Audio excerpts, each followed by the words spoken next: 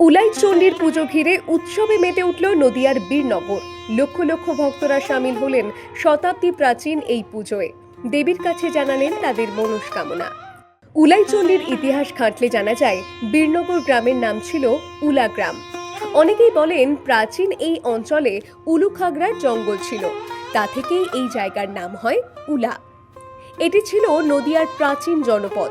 কবি মুকুন্দরামের চণ্ডীমঙ্গল কাব্য অনুযায়ী সীমান্ত সওদাগর সিংহল যাওয়ার জন্য রওনা দিয়েছিলেন, কিন্তু যাত্রাপথে তার তৈরিটি প্রাকৃতিক দুর্যোগের মুখে পড়লে যাত্রায় বিঘ্ন ঘটে।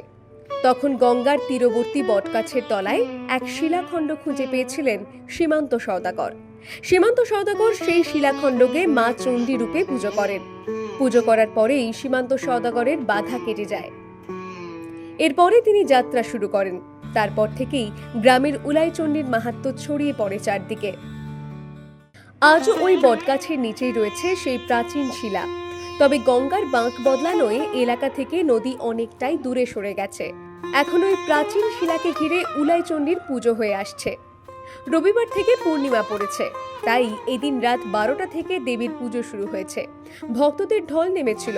সোমবারও মনস্কামনা নিয়ে অনেকেই এসেছিলেন উলাইচণ্ডীর পুজো দিতে।